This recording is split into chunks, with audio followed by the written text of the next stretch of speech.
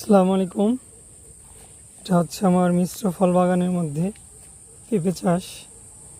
আমি আগেও বেশ কিছু ভিডিওতে আপনাদের দেখাইছি যে আঙ্গুর বাগানের মধ্যে আমি মরিচ, টমেটো এগুলো এগুলো রোপণ করে ভালো রেজাল্ট পেয়েছি, ভালো ফলন পেয়েছি এবং বাজারজাত করতেও পেরেছি।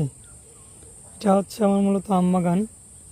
তো আম বাগানটার বয়স যেহেতু কম, মোটামুটি 2 বছর, তো এই যে ফাঁকা জায়গাগুলো ছিল এই জায়গাগুলো আমি পেঁপের চারা রোপণ করে দিয়েছিলাম। আজ থেকে প্রায় 3.5 মাস হবে, কম বেশি।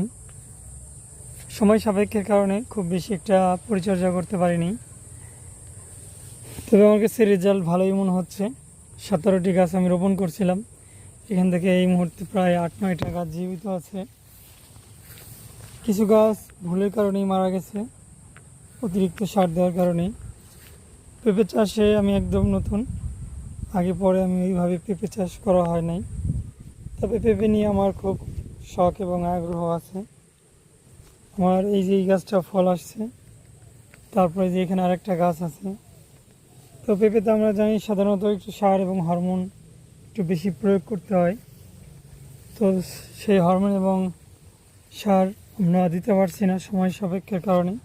তারপরেও রেজাল্ট আলহামদুলিল্লাহ ভালো আসতেছে, খারাপ না। এই সামনে আরেকটি গাছ আছে, দেখুন এই গাছেও ফল আসতে শুরু করছে। সম্ভবত এটা বাবু জাতের পেঁপে। আমার বন্ধু সজীব, তার থেকে আমি চারাগুলো সংগ্রহ করেছিলাম। এই যে আমার আম বাগান, দেখুন বিশেষ এক ভ্যারাইটির আম। আমটা এখনও সবুজ আছে, আরও সময় লাগবে এটা পরিপক্ক হতে।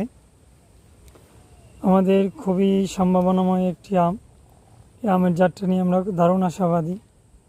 আল্লাহ সহায় থাকলে এটা শেষ পর্যন্ত যদি আমরা রাখতে পারি আমাদের বাগানে, তো আপডেট শেয়ার করবো আপনাদের সাথে। আপনারা চাইলে আপনাদের ফাঁকা জায়গা ফেলে না রেখে সেখানে ওয়ান টাইম বা স্বল্পমেয়াদী সবজি চাষ করতে পারেন। সেটা পেঁপে হতে পারে, বেগুন হতে পারে, মরিচ হতে পারে। মৌসুমি যে সবজিগুলো আছে সেগুলো আপনারা চাইলে উৎপাদন করতে পারেন।